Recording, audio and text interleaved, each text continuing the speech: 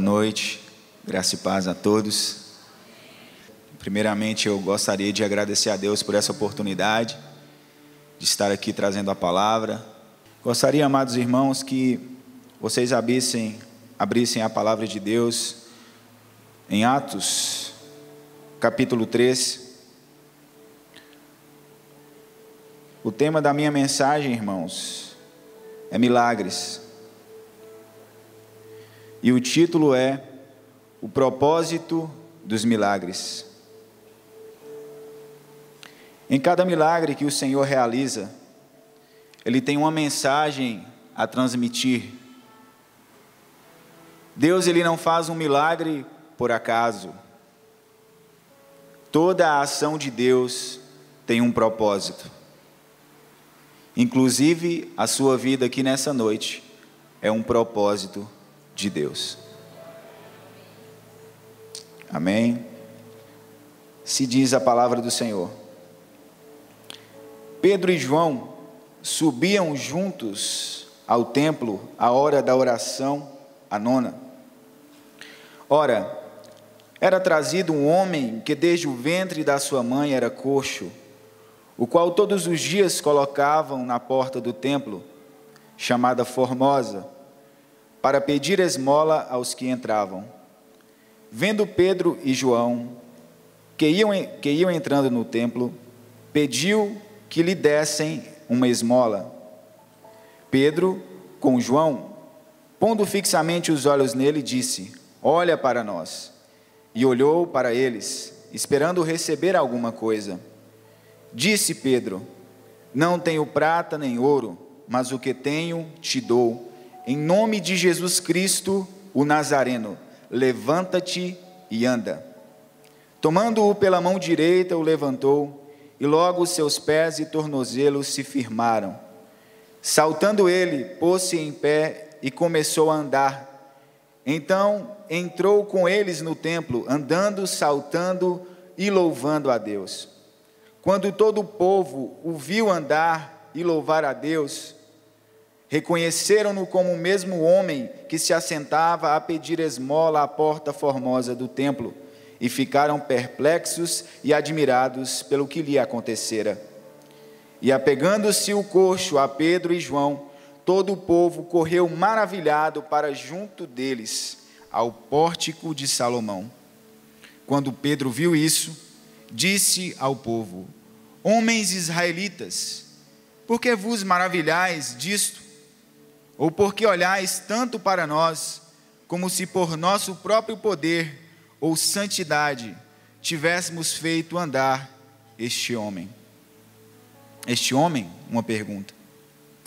Gostaria que você curvasse a sua cabeça nesse momento. Amado Deus e poderoso Pai, aqui está a Tua palavra. Gostaria de pedir ao Espírito Santo que falasse aos nossos corações nessa noite. Porque a Tua mesma palavra diz, Senhor, que onde o Espírito de está a liberdade. Onde o Espírito de Deus está a liberdade. Então fica aqui conosco nessa noite. Espírito Santo, que não seja eu falando, mas o Senhor falando a cada coração. E desde já, Senhor, eu quero Te dar a honra, a glória, o louvor e a adoração. Porque ao Senhor somente cabem essas coisas. O Teu nome, Senhor, dura para sempre. Manifesta a sua glória diante de nós, para que Te adoremos mais e mais. Amém. Esse livro, ele foi escrito por Lucas, o mesmo Lucas que escreveu o Evangelho de Lucas. Lucas era médico, e Lucas também foi companheiro de viagem do apóstolo Paulo.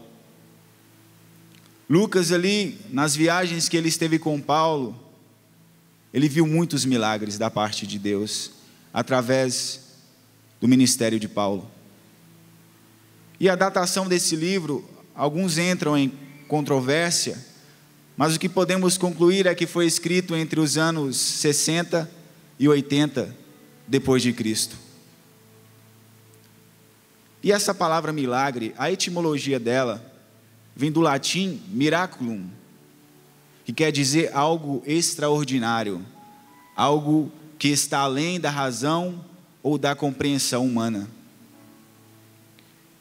Em uma certa feita, no período da patrística, um homem chamado São Tomás de Aquino, ele que nasceu em 1225 e faleceu em 1274, um homem muito importante na história da igreja. Algumas pessoas da igreja da época chegaram para ele e disseram o seguinte: São Tomás de Aquino, São Tomás de Aquino, olha só como somos ricos, olha só como a igreja é rica, como ela está adornada de riqueza, tanto ouro, tantas coisas. Agora sim, nós podemos dizer para os pobres que temos ouro e prata. Nós podemos dizer aquilo que Pedro e João não disseram.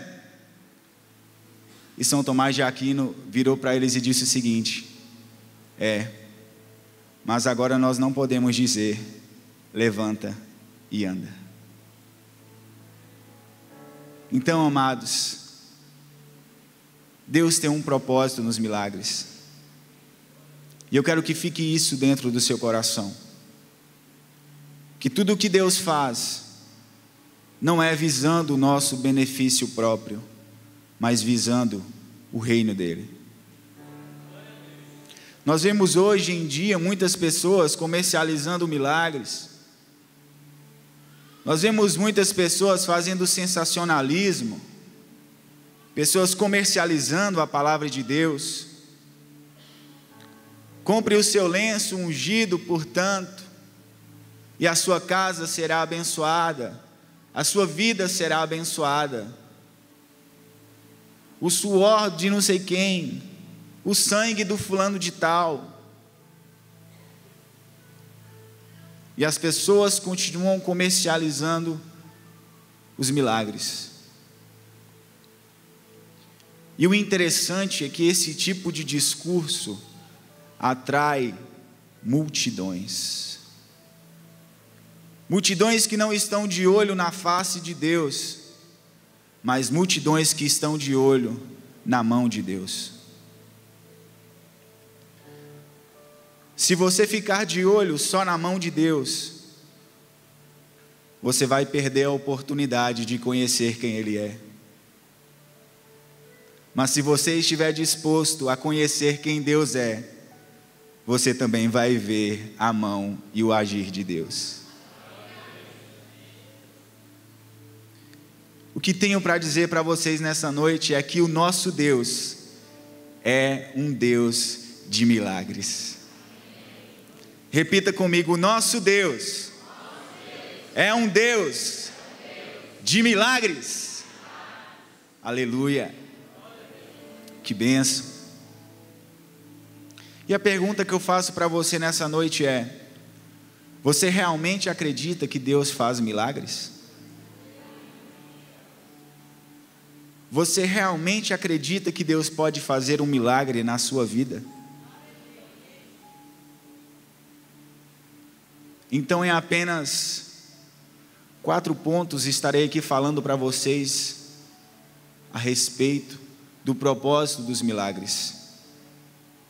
E quero dizer para vocês, primeiro ponto, que os milagres que Deus realiza servem para, primeiro, mostrar a fraqueza e a incapacidade humana.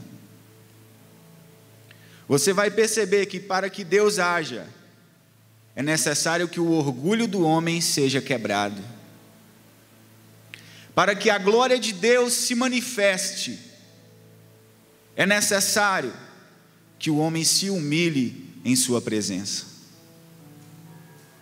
Porque está escrito: sujeitai-vos, pois, debaixo da poderosa mão de Deus, e a seu tempo Ele vos exaltará. Olha só o exemplo de Jesus. Sendo Deus, se reduziu à forma de homem, e sendo homem, se reduziu a ser servo, e foi tão obediente a tal ponto de morrer a morte de cruz, que é naquela época, o pior tipo de condenação que qualquer pessoa poderia ter. E nesse texto, nós vemos aqui a incapacidade deste homem. No versículo 2, ora, era trazido um homem que desde o ventre da sua mãe era coxo, o qual todos os dias colocavam na porta do templo, chamada Formosa, para pedir esmola aos que entravam. Imagina este homem na infância dele. Ele via os seus amiguinhos correndo e brincando, e ele infelizmente olhava para si mesmo e dizia: meu Deus, eu não posso correr, eu não posso brincar com os meus amigos, porque a Bíblia vai dizer que ele era coxo de nascença. Quem sabe na sua vida você também tem algum tipo de dificuldade, que você diz: meu Deus, como eu queria poder fazer isso, que desde pequeno eu sofro com isso, e eu tenho essa dificuldade. E vocês vão perceber que por mais que aquele homem se esforçasse, ele jamais, por si mesmo, conseguiria andar. O estado desse homem aqui é o mesmo estado do homem espiritual sem Jesus. Está coxo, está impossibilitado de caminhar rumo a Deus. O homem sem Jesus Cristo está impossibilitado de entrar na presença de Deus para adorá-lo. Espiritualmente ele está paralítico, e por mais que se esforce, por mais que queira fazê-lo, por si mesmo não pode adorar a Deus, porque a sua natureza está terrivelmente caída e condenada. O homem sem Jesus é dessa forma. E nós vemos que nesse texto, no versículo 1, vai dizer que na hora nona, que equivale a 3 horas da tarde, era a hora que Pedro e João estavam indo para o templo. O que isso quer dizer? Que sem oração não há milagres. Existia um horário e um local específico. A pergunta que eu faço é: você tem orado a Deus e apresentado a Deus as suas dificuldades? Você tem confiado em Deus? Ou você tem confiado na sua própria força? Porque assim como esse mendigo, este homem não podia se levantar por suas próprias forças, também nenhum de nós consegue se levantar por nossa própria força. Segundo ponto: o propósito do milagre na nossa vida serve para revelar a glória do nome de Jesus. Você vai perceber que no versículo 6, a palavra vai dizer: disse Pedro, não tenho prata nem ouro, mas o que tenho te dou. Em nome de Jesus Cristo, o Nazareno, levanta-te e anda. E no versículo 12, o apóstolo Pedro conclui dizendo: quando Pedro viu isso, disse ao povo: homens israelitas, por que vos maravilhais disto? Ou por que olhais tanto para nós, como se por nosso próprio poder ou santidade tivéssemos feito andar este homem?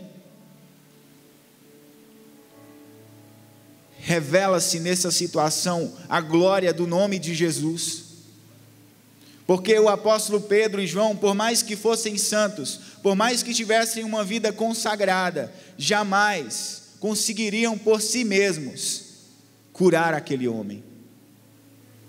A manifestação da graça de Deus na nossa vida não é porque somos os que mais jejuam, não é porque somos os que mais leem a Bíblia, não é porque somos os que mais fazem coisas, não tem nada a ver com nenhum de nós. A manifestação do poder de Deus é para a glória de Deus. e não para a nossa glória, e não para mostrar que somos abençoados, mas para mostrar que a fonte da nossa bênção é Deus.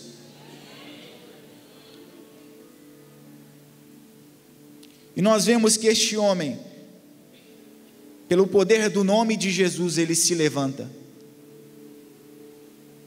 O que eu quero dizer para você nessa noite, você que está passando por uma depressão, em nome de Jesus, levanta-se e anda. Você que está olhando para baixo, triste, cabisbaixo, preocupado com os problemas da vida, levanta-se e anda. Não pare nessa dificuldade, se levante, porque o nosso Deus quer te ver de pé. Se levante, levante a cabeça. Não fique olhando para a situação. Olhe para Deus. Olhe para Jesus, o autor e consumador da nossa fé e da nossa salvação, porque só Ele pode nos ajudar.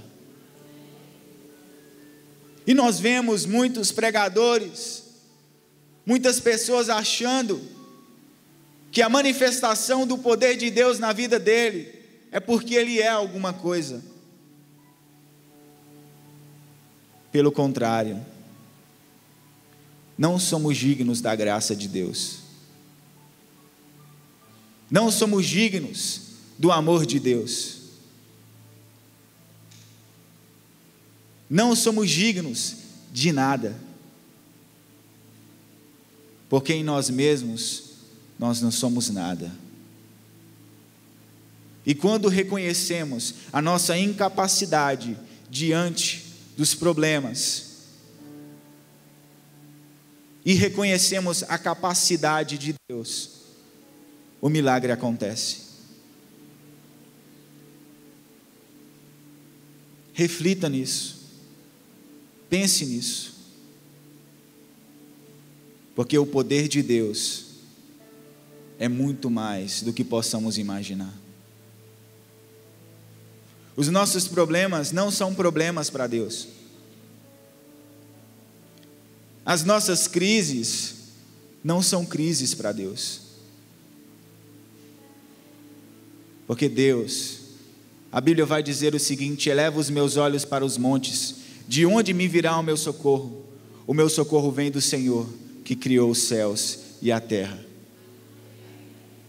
Deus sempre olha de cima para baixo, porque Ele está acima de tudo e de todos. Portanto, ponha a sua esperança em Deus, e não nas coisas dessa vida.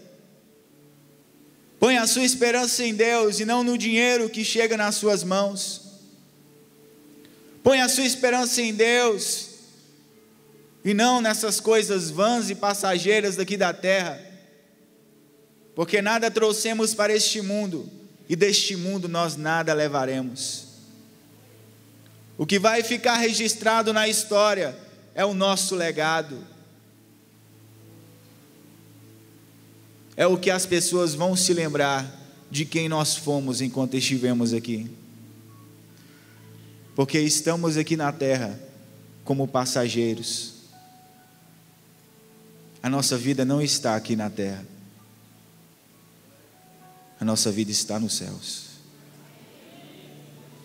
Como foi cantado aqui nessa noite, nós temos alguém lá no céu que está preparando morada para nós, e essa pessoa é Jesus Cristo. Terceiro propósito do milagre de Deus em nossa vida: manifestar o poder do Espírito Santo. Nós vemos aqui no texto, no versículo 7, tomando-o pela mão direita, o levantou, e logo seus pés e tornozelos se firmaram. Saltando ele, pôs-se em pé e começou a andar. Então entrou com eles no templo, andando, saltando e louvando a Deus. Quando o nome de Jesus Cristo é declarado sobre uma situação, quando Jesus Cristo é glorificado em uma situação, o Espírito Santo entra em ação. E quem levantou aquele homem foi o Espírito de Deus. Aquela situação que aquele homem se considerava inválido, as pernas dele, que não tinham força nem utilidade, Deus usa as mesmas pernas para colocá-lo de pé. O que eu quero dizer com isso? Essa situação que você está passando, esse problema, essa dificuldade que você está passando, Deus vai usar ela para fazer com que você ande.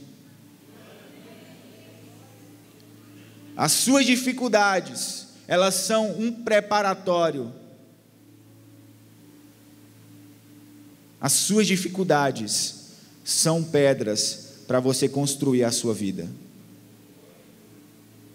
Elas não são para te parar, mas são para te dizer, para te mostrar que existe muito mais além dos problemas. E nós vemos aqui que a ação do Espírito Santo de Deus, ela é eficaz, ela resolve.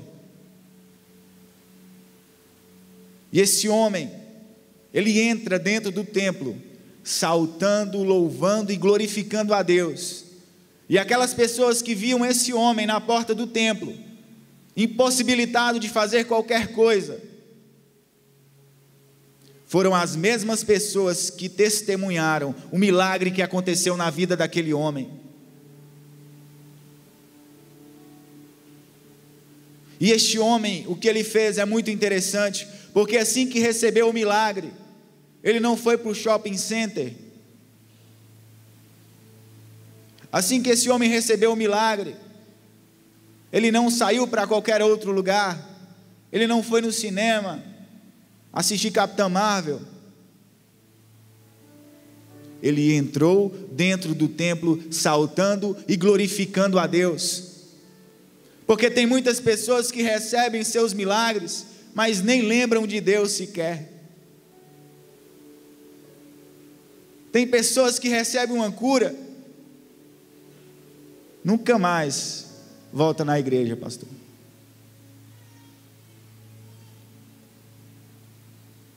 Mas esse homem, ele entrou dentro da igreja, saltando e glorificando a Deus. Por isso eu te digo, quando Deus realizar um milagre na sua vida, não se afaste da presença dEle, mas salte e pule a presença do Senhor. Testemunhe a maravilha que Deus fez na sua vida. Quarto e último tópico. O propósito de Deus dos milagres. Os milagres servem para promover o reino de Deus. No capítulo 4 de Atos, no versículo 4, após essa situação, versículo 4 diz: muitos, porém, dos que ouviram a palavra, creram, e chegou o número desses a quase 5.000. 5.000 almas em apenas um dia. E diz: qual a igreja que ganha 5.000 almas em um dia?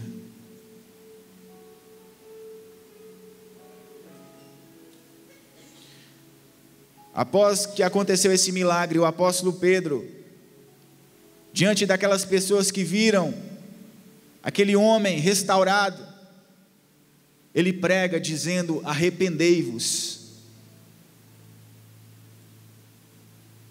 Para que o homem entre no reino de Deus é necessário arrependimento. Para que o milagre da salvação se manifeste é necessário arrependimento.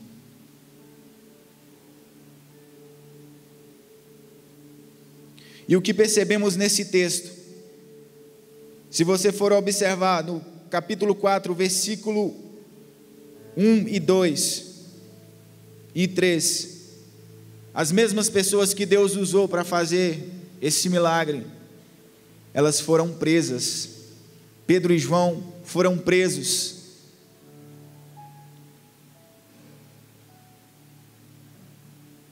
Muitas vezes, quando Deus nos usar para fazer um milagre, nós corremos o risco de passar por uma provação.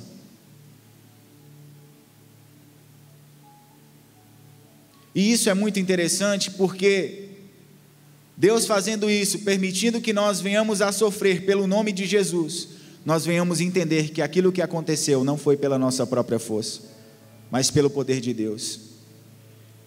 O apóstolo Paulo, em 2 Coríntios 12, ele vai dizer que Deus tinha dado tanta revelação para ele, mas tanta revelação, que para que ele não se ensoberbecesse, foi colocado um espinho na carne. Até hoje os teólogos brigam para saber o que era aquele espinho. Mas o que nós sabemos, o que o texto nos apresenta é que Paulo estava passando por alguma dificuldade, e que aquela dificuldade era a permissão de Deus, para que ele não se achasse a última Coca-Cola do deserto. Então se lembre, que quando Deus fizer um milagre na sua vida, não tem nada a ver com você, não tem nada a ver conosco, tem a ver com o reino dele, tem a ver com a glória dele, não tem a ver com as coisas dessa terra, mas tem a ver com as coisas do céu, tem a ver com as maravilhas de Deus, tem a ver com a obra de Deus em nossa vida.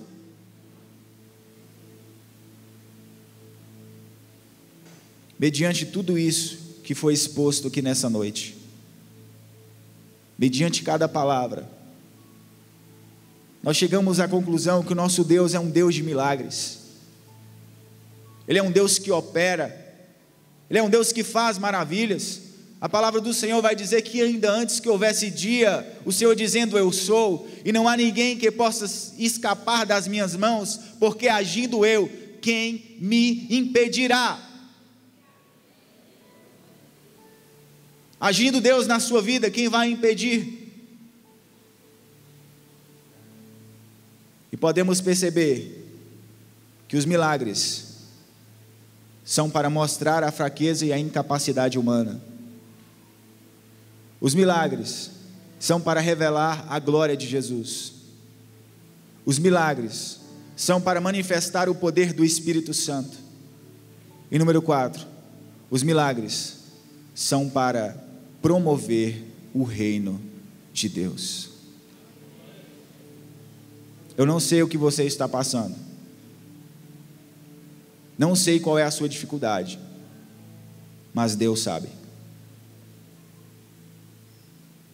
E eu gostaria que nesse momento você ficasse de pé.